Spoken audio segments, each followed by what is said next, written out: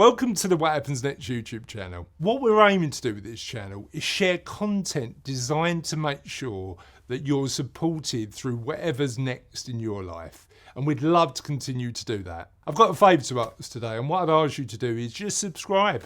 It costs you nothing, but it really helps us deliver really good quality content on a consistent basis. Thank you. Welcome to this What Happens Next interview. I'm really excited to have Vicki today. And before we introduce Vicki and she shares her fantastically useful insights, I want to share a little bit about what happens next, just in case this is the first time you've watched one of our videos, because what happens next, we're on a bit of a mission, and we're on a bit of a mission to redefine what that life looks, a life well lived looks, in that third generation, that third act of our life. I'm a financial planner, a childhood financial planner by profession, but with too many people, I've had conversations where they've said, I've done my career, I've built my wealth, and I don't know whether retirement's that attractive for me. And for many people, actually having a more nuanced, balanced perspective of the next chapter of our life is what we want to explore on What Happens Next. Now, if you're looking at your life and saying, I'm not sure what areas I've got in balance and what areas I haven't, the good news is we've got a free quiz you can take on the What Happens Next website. There's a QR code below that you can click to get access to that quiz. And that quiz will give you a really good start for 10, really good starting point to say, here's where we are, here's where my well-being's strong, and actually I probably don't need as much work, but here's the areas that might want some work. The research and the people who've taken the quiz before, it's interesting because often financial well-being is fairly strong, but social and community well-being, because people have invested so much time in work, social and community well-being are the bits where there's gaps. And the good news is we can all do something about all of those gaps as long as we're conscious of them and we take positive action in the right direction. The other thing before we start with Vicki, I'd encourage you to do, and there'll be a QR code below for this, is sign up to be one of the first people to get the What Happens Next book, which isn't written yet. I mean, I'm 60,000 words in now, but it'll be published next year, so that we can help as many people as possible navigate that stage of their life as successfully as possible. I think that might be the longest introduction I've ever done, Vicki, and I apologise for that because this is about you. That's all right. How are you today? That's all right. No worries. Thank you for having me on. Pleasure. How are you? Yeah, very good. Very good. It just, I'm listening to what you're saying, and it's really funny, that idea that everybody is stuck on. It's like we've gone to the fairground and everybody says, that merry-go-round, that's the really exciting thing to go on. And everybody got on the merry-go-round and everybody's starting to feel a bit sick. And it's not what it was made out to be. You don't want to go up and down, or you don't want to go round and round, or whatever it is, you don't want to do that. And I recognized that for myself quite early on, that I didn't want whatever this traditional life was I was being sold. It wasn't for me. I'm not a 9-to-5 style of person. And that's how I ended up writing my book, The Wealthy Retirement Plan, which you can see over my shoulder that way, the orange book, The Wealthy Retirement Plan. And that is all about the essence. You're calling it What Happens Next, and I'm calling it, the answer to that is a non-traditional retirement, in the sense of, don't just keep working Monday to Friday, 9 to 5, or whatever you do, until someone gives you permission to stop working, and then flop off this roundabout exhausted, and then go, oh, now what do I need to do now? You don't have to do that. If you start from the other way around and go, how do I want to spend my time? How much money do I need in order to live my life the way I want? Work out what's coming in through work, work out what's coming in through other sources, work out if there's a gap, and then start to, maybe work more flexibly. Now, big ask, because obviously I'm saying to you, work more flexibly, and maybe your boss doesn't want that. Maybe your boss wants you to work Monday to Friday, but I've noticed that I am spending more time with people, probably because I give myself as much time as I like, as I'm my own boss. But like, I like to swim now. We're doing cold water swimming on a Friday afternoon. And one of the women I work with works a 4-day week. She works 4 long days, and then she has her Fridays off. And you can do that if you know to ask. Yeah. And then what you can be doing is having this sense of a semi-retirement now, because you're semi-working and you're semi-retired. So what's really interesting is I posted something on LinkedIn about this the other day, and it started a bit of a debate. And there was somebody who I don't know who chose to comment, who said, I'm not convinced a conventional retirement works for too many people anymore. And you know where my head went? Who invented the convention and who assumes it's a good thing? And I think based on the work we've done, Vicki, I think often the convention comes from the people who run the businesses that a lot of us worked at in the past. But actually thinking about this stuff in a different way, and as you say, starting from what life do I want to live? How do I want to spend my time? And that might include work, because work for some people, you know, is a good thing. But working backwards from the life you want to lead, as opposed to I need to do this, is probably the way we'd start. But here's the bit I'm curious about. So you wrote the Wealthy Retirement Plan. What was your moment of realization? So you said you realized quite early. What was your moment where you thought, I don't want to do it the conventional way, I want to do it my way? Oh gosh. Okay. So I think there's this thing where you might know something, but you don't have the language to articulate it. And so it's very easy now, and this is why hindsight's a brilliant thing, that you can go back and you can put it in there. And I would say that it was probably when, I don't know, maybe even like my first few jobs working. So when I came out of school, I'd done everything you were supposed to do. You know, I'm so old, it was O levels and A levels, and then had a Saturday job at Marks and Spencer's. And because I didn't know what I wanted to do, nobody had ever asked me, Vicki, what do you want to do? What I wanted to do was be Jacques Cousteau's undiscovered granddaughter and swim all the warm waters of the world. That's what I wanted to do.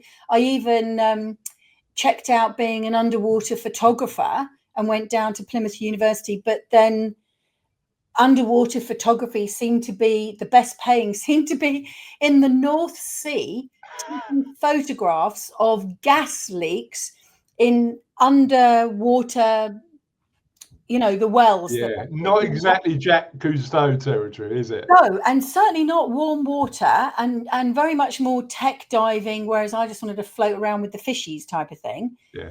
And so I flopped into full-time work at M&S. Now, I'm still a huge fan of M&S. They trained me really well right in the beginning. I don't know if they do that so much these days, but it was a great start. But this idea of having to show up at a place, I love sorting socks, but it didn't inspire me. There were bits in the job that I did enjoy doing. I liked it when I got to work in the catering. I liked the stock taking.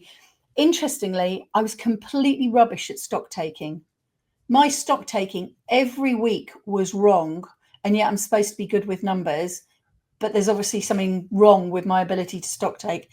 And then I sort of flopped out because I live near the airport, so I got a job at Heathrow, as you do, and I was just sort of like literally wet fish flopping out of one job into another, and then finally got a job in Reading for an insurance company called Commercial Union, and through Commercial Union learned about mortgages, and I ran their mortgage department, and that was the seed of this job. Yeah. But the job I enjoyed was when I was a university lecturer, and I did that for 11 years. And that idea of opening the door to a room full of things that the people on this side knew nothing about. And those that want to walk through can walk through. So I just go down a corridor and I just go, open the door on this. And then I'm going to open the door on that and open the door on this. And just say to people, look, there's all this knowledge you can go to. And then really watching people come alive as they get a new understanding for something. That juiced me, but that was never a Monday to Friday 9 to 5 job. And so I realized that maybe what I wanted to do is make sense of the world for myself and then share what I understood with other people. And I think that sort of encapsulates everything that I do now, through the podcast, through the books, through the work with my clients. It's my life. I'm living my life.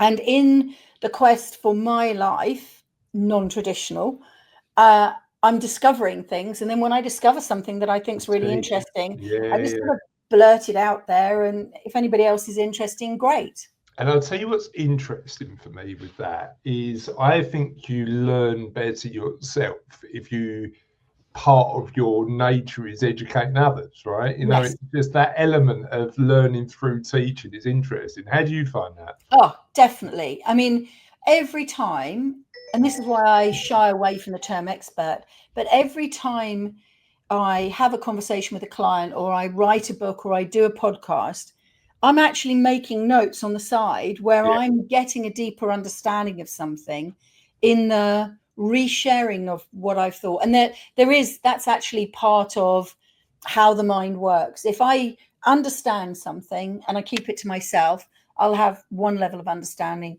But if I am able to impart it to you and then you understand, that's another level of understanding. If you then come back at me with questions and I can answer them, that's another level of understanding. And But that, also, if you can't, then there's a gap there that you can fill, right? yes. You know, that's the interesting thing. Yes. Yeah. But it's also not about being 100% certain about anything. I think I sometimes come across as very certain, and I'm not very certain. I'm just very focused, and that you can sort of misunderstand those two things. But in my focus, it sounds quite ta-da, Vicki knows it, and it's not arrogance, because actually what I enjoy in the conversation is getting a bit of a pushback, getting that question that goes, you didn't understand. I didn't understand the way you explained that, or you explained that, but have you considered this, that, and the other? Or I disagree. That then expands my knowledge, and that's going to sound selfish, but I enjoy that. That's my joy. And I think the other interesting thing is there's a bunch of different, like if we're going to be talking about financial independence, there's a bunch of different alternative routes to financial independence that are potentially all part of the same puzzle. And I think sometimes when we're so focused, we go, right, property's got to be the only answer, or business has got to be the only answer, or pensions. You know, and the reality is the most stable, nuanced financial plans that we build for our clients probably contain a lot of different component parts, because then they're spreading their risk. Totally. And that element is there. Before we start talking and sharing your insights and knowledge, I've only just heard about Jacques Cousteau, because I watched a documentary on Jacques Cousteau last year, and it's the first time I've heard about him. What an amazing life that guy lived. I know. How did you get into him? Was it through the document, like the TV shows he did? How did you know about his life? I think I'm probably older than you, and he was on the telly, and my early childhood was seeing this guy, and he went down. If you've ever seen like a 1950s movie of how people went under the water, they had this great big bell helmet on it, and it had all this. It had like a cage on the front, and then like a garden hose out the back, and someone was cranking a wheel on the boat. He invented the scuba, didn't he? He did. Invented the scuba suit. He did. But before he invented it, someone was on the deck cranking the air down to him, and he was just in this bubble of water having a look underneath.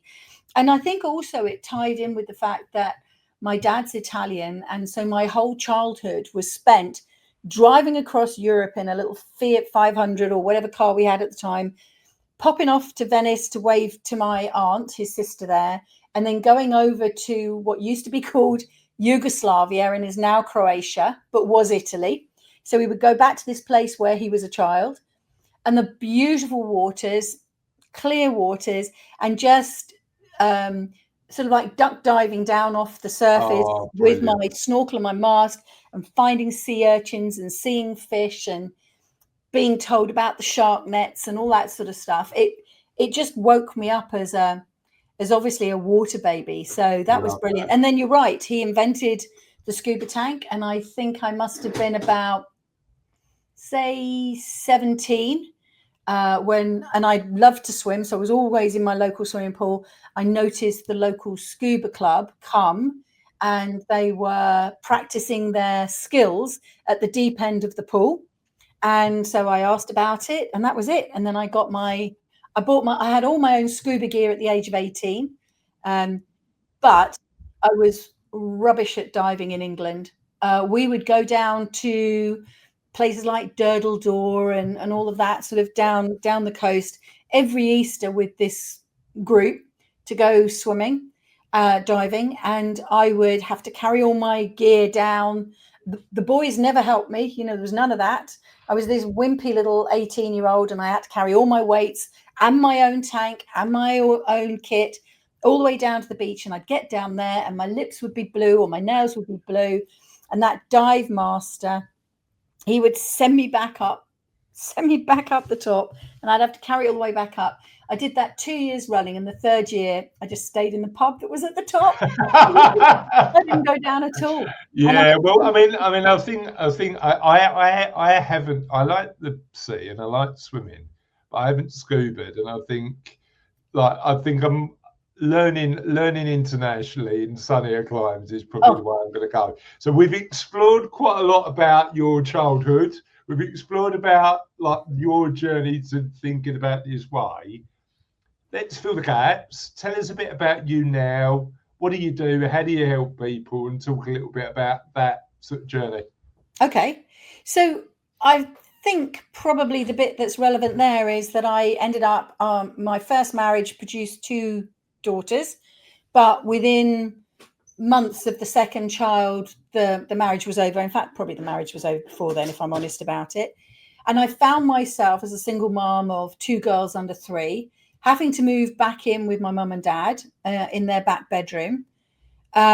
This was not the life I planned, and doing something about it. So that sort of set off 2 routes. It set me off down the, how am I not going to be a stay-at-home single mum? Because I didn't think that would be a role model for my girls.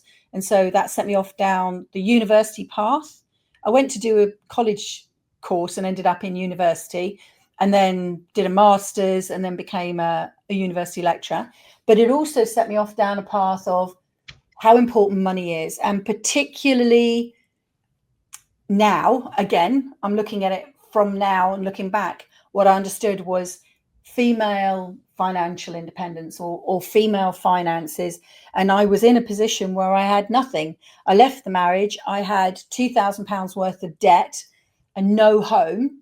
And the debt was owed to my best friend, who had been funding our lives, which I won't bother to go into all that gory detail there, but she was helping me pay the gas and the electric bills and things like that. So I had to pay her back and get on my own 2 feet. And as much as my mum and dad would have let me live there forever, that's not what I wanted for myself, to get a property and to move on. So I ended up in social housing, and then that split off again. So I've got education and teaching that way. And then over here, I've got the interest in money, financial independence, and then also triggered into property and heading off down the property route.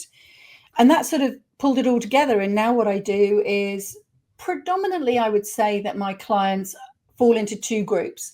There are those that already know or think that they might like to invest in property, or think that they want to do more with the money that they've got.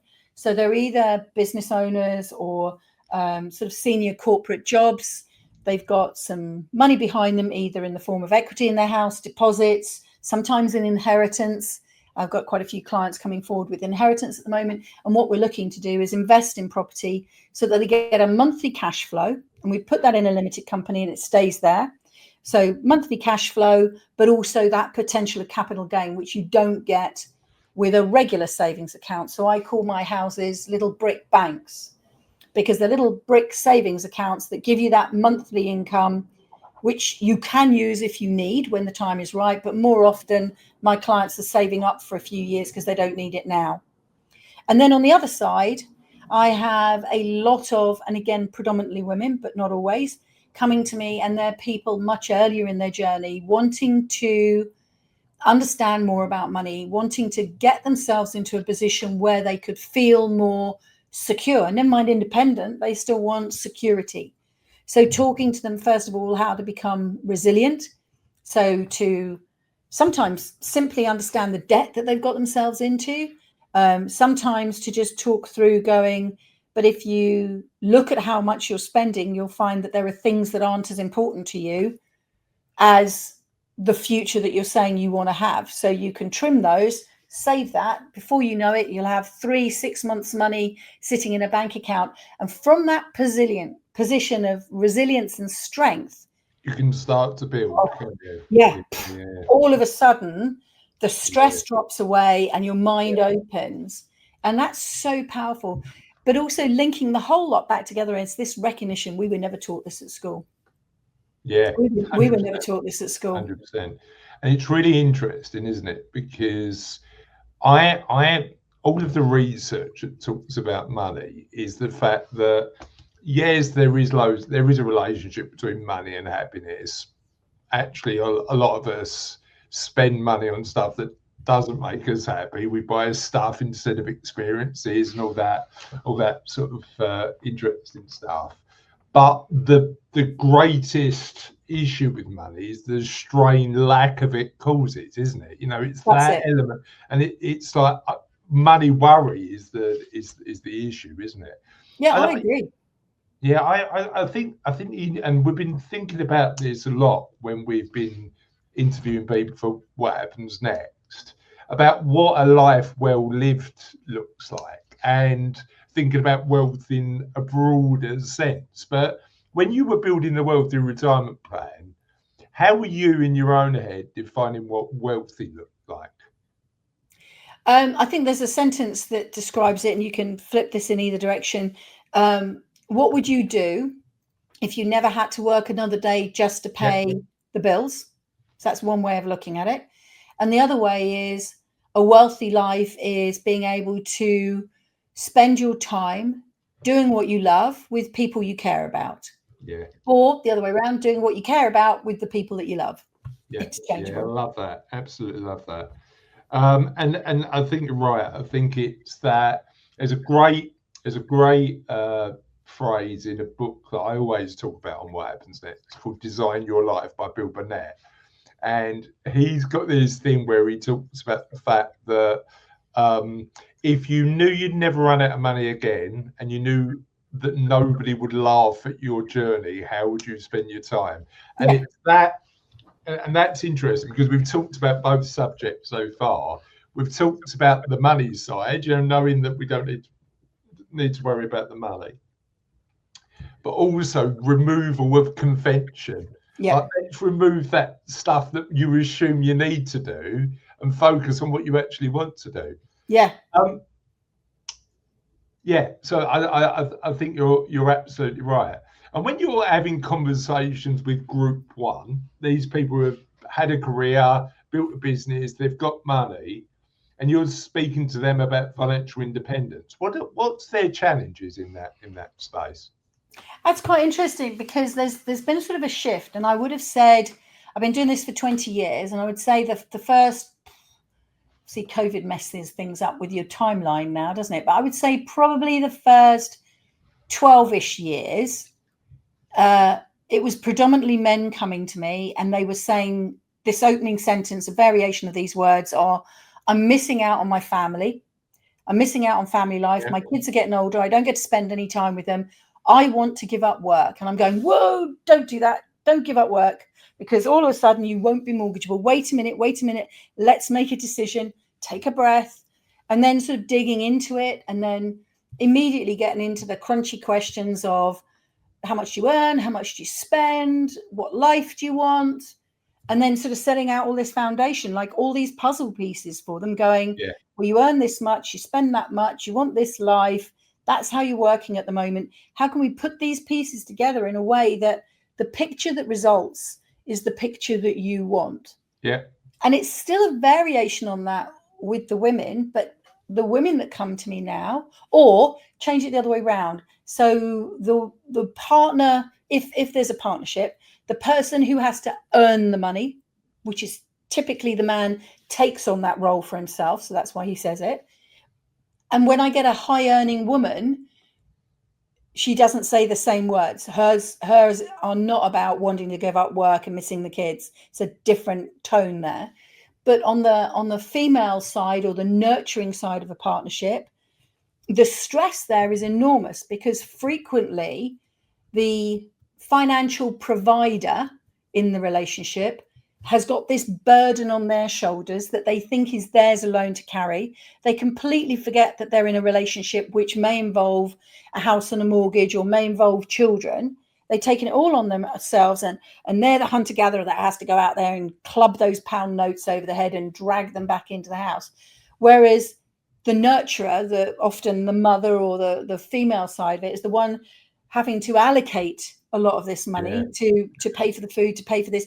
And surprisingly, how much the kids cost that dads never seem to find out about, because for some reason, mothers hide all of the spending that they do on their children from the dads. They squirrel money away in order to pay for things, rather than just own up and go, well, there's shoes, there's clothes, there's entertainment. They've got to be part of this club.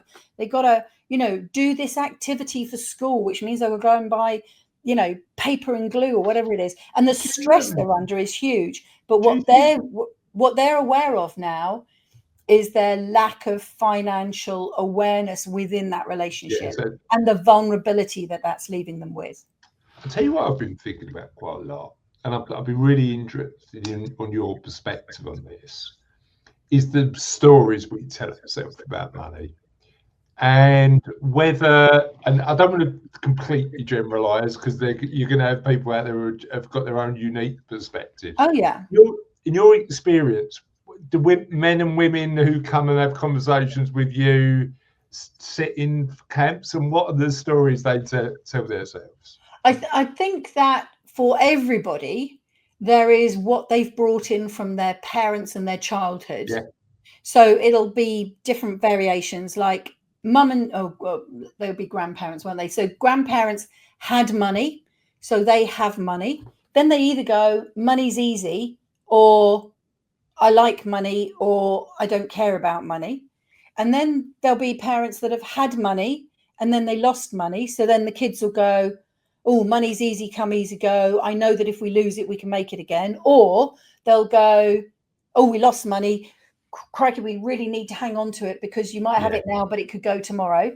And it just triggers that you could not generalize, except the fact that everybody comes forward with something that has come from your past. And if you can just recognize that, I was lucky in that on the one hand, I had quite a risk-taking dad, but I had quite a non-risk-taking mum. And between the two of them, I was just lucky in that relationship that they had those backgrounds. But we still never spoke about money. Yeah, it's interesting, isn't it? I think growing up, and this is something that Cassie and I do quite a lot, and with our kids, and try and do some education in this area, is the education is just have open and honest conversations about that sort of stuff, because that's step one, isn't it? Like not treat money as a taboo subject. Very and different. The other big one for me, and this is, I'm thinking about this quite a lot, in all of these areas, it's like just examining your relationship with money to see whether it rings true or not, and maybe challenging some of those ideas, right? Absolutely. Absolutely. I've recorded some podcasts for the end of year 24, beginning of 25, which are all around, first of all, mindset, and whose voice is this that you hear? And it's not just about money, it's about everything. It's about your ability to do something, your confidence, your chance of getting a good relationship, your chance of succeeding at work. All of these voices that are in your head, these little stories that you tell yourself, will have come from somewhere. Yeah, Some of 100%. them may have a foundation, and that foundation may be helpful but may not be. But some of them are absolute rubbish and serve no purpose. And Yeah. only when you sort your mindset out can you then go one step further, be brave, and start looking at your financial mindset. And then when you've got your financial mindset, then you're off, because now you're in charge of the voices. Yeah, I think that I can't remember who said it, but like that element of saying like an unexamined life is a life worth less living than an examined one. Yes. I think it's Yes. always challenging to look in the mirror and go, I might have been wrong about that for 20 years, but Yeah. it's actually more empowering when you do it. And Yeah, that's the thing. It's empowering, Chris. That's it. yeah, It feels like you have to be so brave and courageous, but actually you'd be almost, excuse me, phrasing this way, a fool not to look. yeah, Yes, you might need to pull your big pants on to do it, yeah, but yeah. what you see will change your life for the better. And I remember, do you remember when the lottery first came out and my dad said to me, I'm going to buy you the winning ticket? And I remember saying to him, no, please don't, because you'll ruin my life. I'll have to make decisions about what to do with this money, and I like what I've got now. Yeah. And whether you like what you've got or you'd like better than what you've got, what would that impact of winning the lottery do? It's another variation on the question that you did probably 5 or 10 minutes ago of what would you do if you won the lottery? How would you make different decisions? And you might feel afraid of that responsibility of making new decisions. Yeah, yeah, But yeah, that is such a powerful position to be in. No one can then tell you ever again how to live your life. There'll be the laws that go around the outside that you've got to follow, but the rest of it, you're going to be, as you say, actively engaged in living your life. I think that's yeah. exciting. But here's the interesting thing about that, Vicky. I don't know what your take on this is. Through my journey towards financial independence, I think if somebody took that away, including all the pain, including like the sleepless nights, including like particularly at the start of the business where you're going, I don't know whether this is going to work or not. Yeah. I don't know whether I'd be emotionally and intellectually equipped enough to manage wealth. Oh, And I agree with you. they talk about lottery winners and people who inherit money and stuff like that, particularly large amounts, as not because they haven't gone through that journey. And again, not this is a broad brush, but there's examples of people turning around and go, well, I've got all the money, I'm going to be okay, and then running out. And you go, Yes, how did that happen? because they Because haven't got the nobody's given financial people the education. education. Yeah, Yeah, financial 100%. education. And what I was saying with the example of what if you won the lottery ticket is just to use that thought Yeah, to provoke you to digging out what you're afraid of. yeah, no, I get There's it. the lesson. Yeah, I, yeah, I'm yeah. not I'm not going to post everybody a winning lottery ticket. I'm merely asking you to have a dream exercise of what if you did Yeah, win it it? goes there too. Yeah, What would you say to yourself? What would you do? What decisions would you make? How would you behave differently? And it'd be quite interesting if your response was to spend a lot.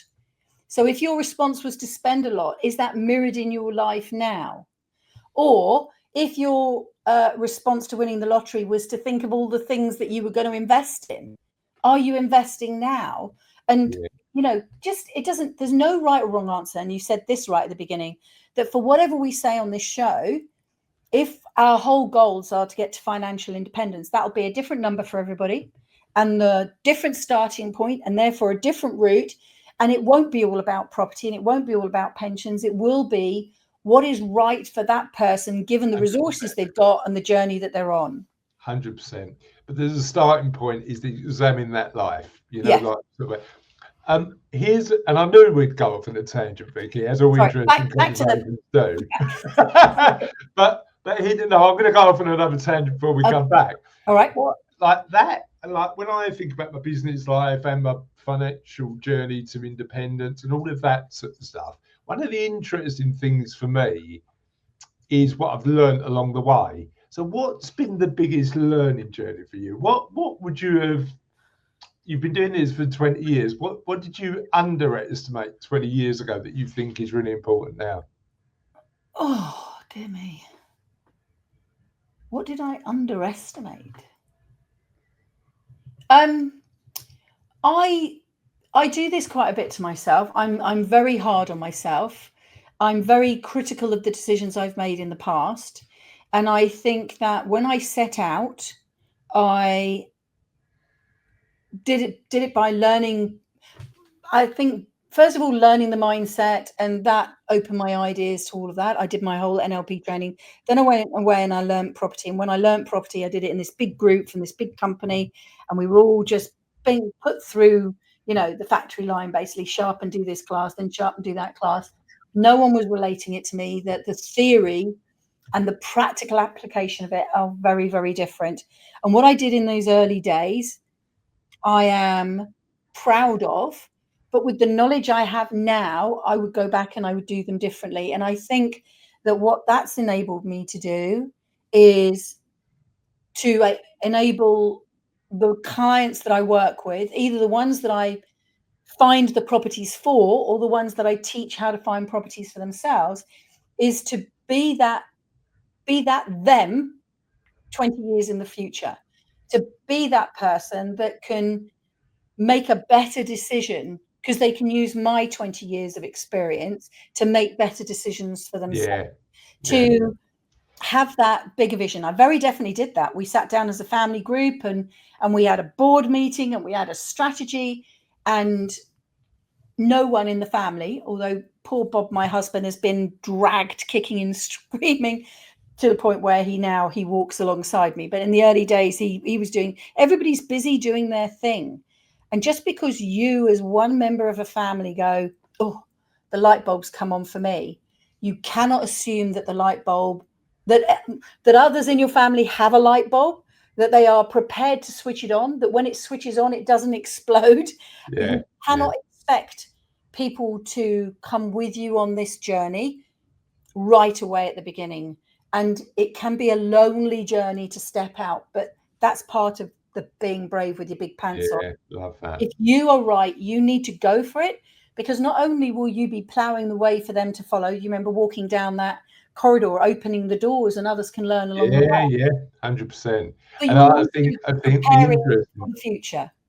I think the interesting thing for me is then your focus changes, and it's like I really like that analogy of opening the doors and going, look, have a look. Yeah, you do you, but here's the opportunity you've got to think differently. But yes, mindset's going to be a big one. Let's talk practically. So how do people take those first natural practical steps into their own version of financial independence? So I have a very specific pathway I take people on, and I know I've had a few of my clients going, why are we doing this? Or afterwards they're going, I didn't really want to do that, but now I did it. I know why you did it with me. And I very much take everybody back to values. And I've got a values manual that I share with everybody. And that's sort of from my NLP training, neuro-linguistic. Because if you don't understand what's important to you, and if you're going to work in a family group, you don't have this conversation with them, you can find that we're using the wrong words. So I had one married couple, and we were talking about the words rich and wealth. And I have a very specific meaning of wealth. Rich is what's in your bank account. Wealth is what's in your life. One of them had that same definition as me. The other had it the other way around. Wealth was about money and rich was about the quality of your life. So when we spoke, there's this argument because we're actually speaking the wrong way around. Yeah, that's interesting. So I wanted to bring this up. And the other thing is that out of the values workbook, I get everybody to create a values statement. And the values statement is set in the present. I am, even though you're working towards. And mine is, I am focused. Oh my goodness. I'm the so least focused person in the world, but I work at it. I work at it every day to be focused. It's just not a natural skill, but I know how important it is. So I am focused, and then there's the whole of the rest of my statement.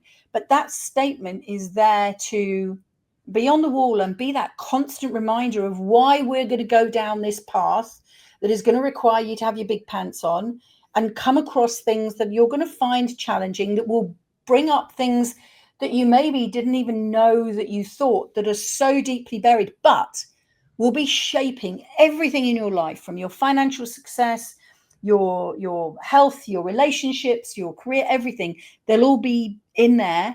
Yeah. Now, not everybody has big, it doesn't always turn into sort of like a 10-year psychological counseling session, but it's that bringing it up and going, oh my goodness, I remember when my granddad used to say that, or my dad used to do that, or yeah, my mum was very like that. And then it's fine. You've gone, oh, I know where it's come from. And then you could just ask yourself the question of, is that relevant to me now? Is that helpful? Yeah. If it's helpful, great. If it's not helpful, not. And then once we've gone through the values, even though you want to talk to me about learning how to invest in property or getting me to do it for you, I want to know that you know how to look after your money. I want to know that you know how to work an Excel spreadsheet and that fill it in with your income and your expenses for at least that first month. And then let's look at it and be brave to do that. And the reason for that is, if we're going to go down a conversation that's going to require, in most cases, that you take on 75% debt. When you're going to buy a house, it's 75% debt. Not only is it 75% debt, it's 25% of your actual cash plus however much extra cash you've got to stick on the top for all of the buying costs and the refurb costs. There's a lot of money going into this one brick unit. I need to know that you are prepared to pay attention to the maths of it. There is no such thing as hands-free investing. There is no, all this turnkey, hands-free, armchair rubbish. That way lies disaster. Be aware of what you're going into, and be aware that actually, if somebody's selling you a easy way to get financial independence, you probably want to question that in a quite robust way. I really agree with that, and I think what's interesting, and my clients at Cervelo are really similar. High earning or fairly financially independent people. The interesting thing is we always take it back to basics, and we go back to that budget plan. And they go, what do you mean a budget plan? What do I need to do a budget plan for? And we go, because actually the fundamental amount of financial independence is knowing how much is enough. And actually the budget plan, and it's really weird because like I did a budget plan for a client the other day who's got he's in his mid-40s, quite a high earner at insolvency business, one of the partners in the insolvency business.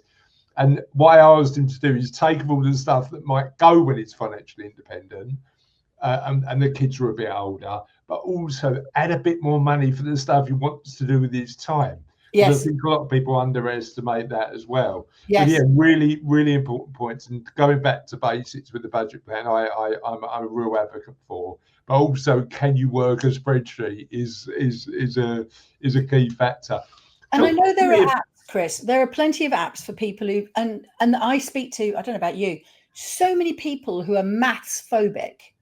What school has done to people, and I cannot believe, I don't know, we could wander down a conspiracy route here. How can maths been taught for 40-something years in such a way to instill so much fear and loathing into the general public? I haven't done this piece of research, but I'd love a piece of research that just gets people to vote. Do you love maths or do you hate maths? And I reckon, sticking my neck out here, that the overwhelming people will not like maths, not like Excel spreadsheets or any of that type of stuff, that they just not interested in it, don't like it, or don't think they're good at it. How can the education system have failed so many people that when they go to the supermarket, they can't actually tell what is an actual offer?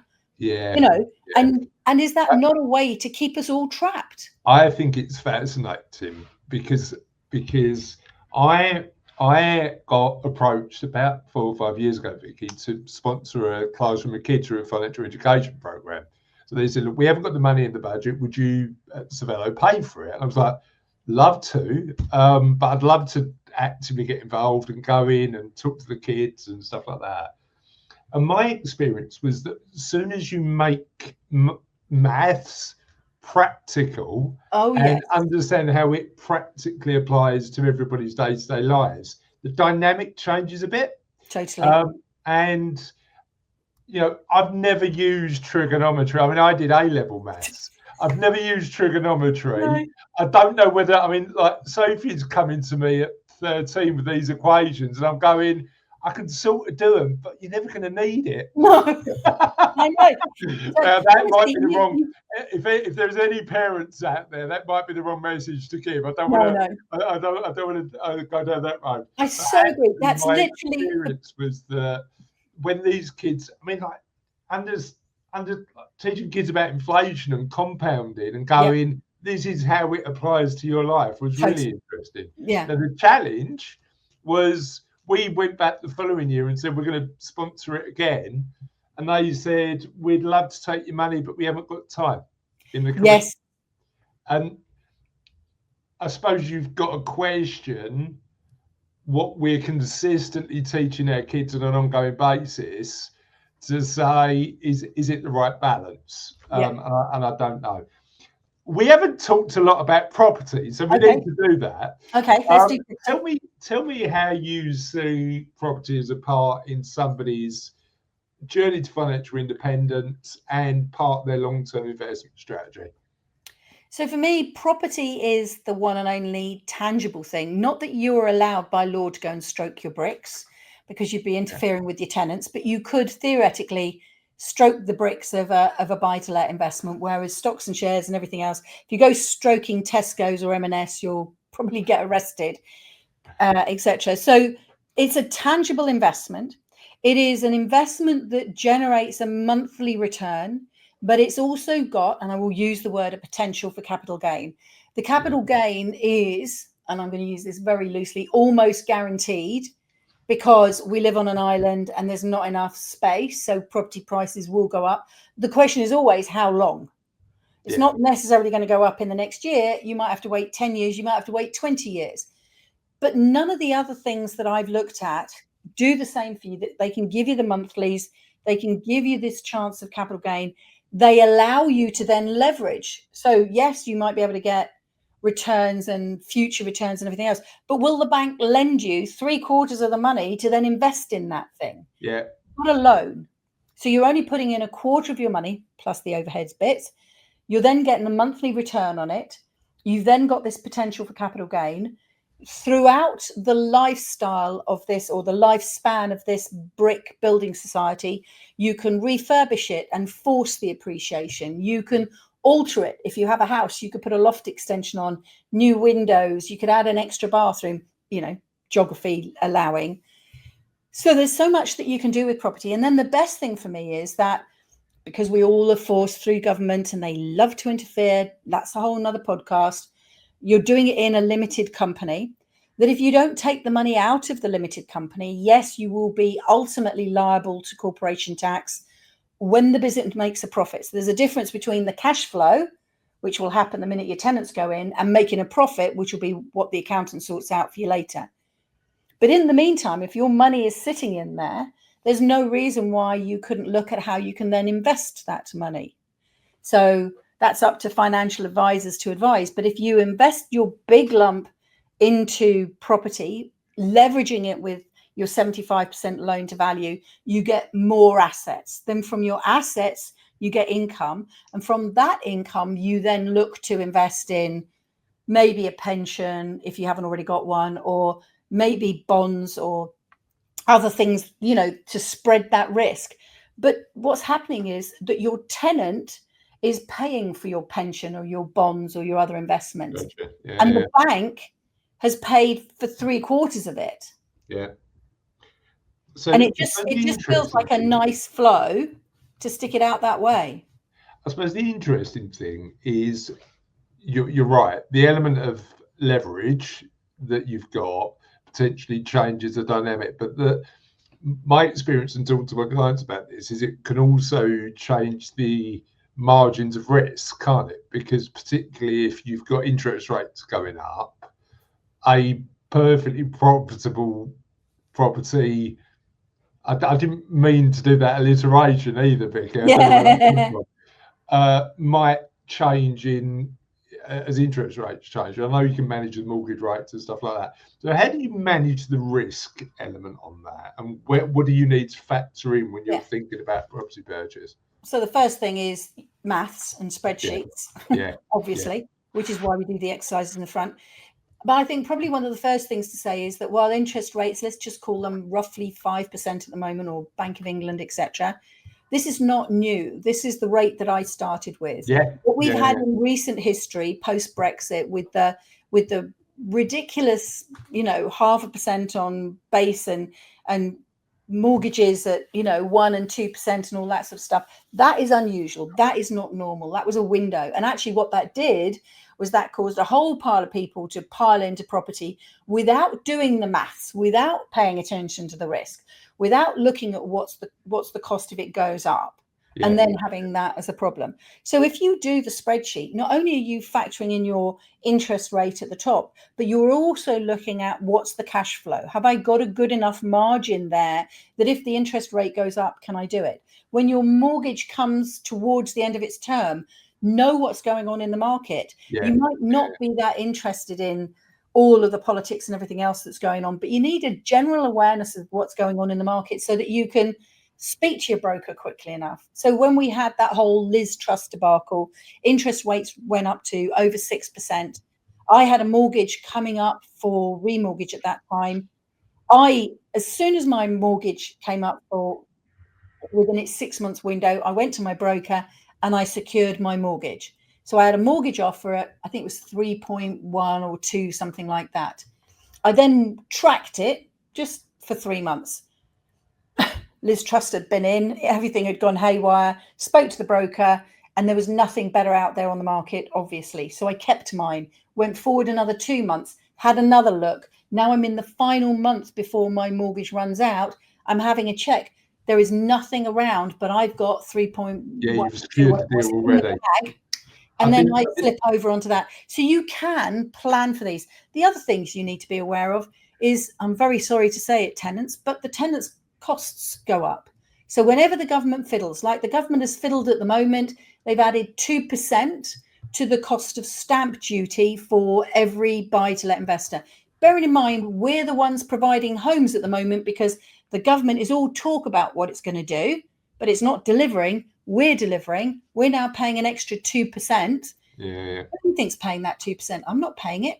My vendors are paying it. People I'm buying houses off are being forced to negotiate down their asking prices.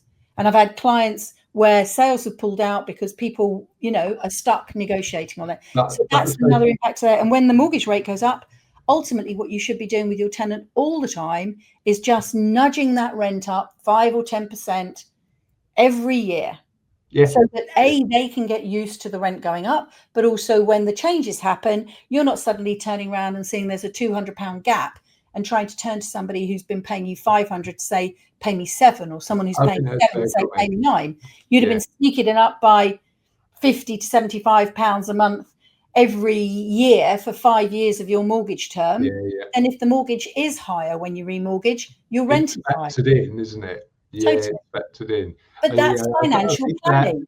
That regular rent review is key, but I think it's also, and we say this to our clients, particularly in times of volatility, just zoom out, because actually when you're holding wealth assets, it's never designed to be short term. It's designed to be a longer term thing. Absolutely. Vicky, I could carry on for another hour, but I can't because I've got the meeting coming up. So where can people find out a bit more about you? Well, hopefully you'll stick everything in the show notes, but if you can spell my name, Vicki, Vicki, that's the hardest bit that people get wrong. You can find me on all the socials. So not particularly good on LinkedIn, more friendly on Facebook. I'm on Instagram.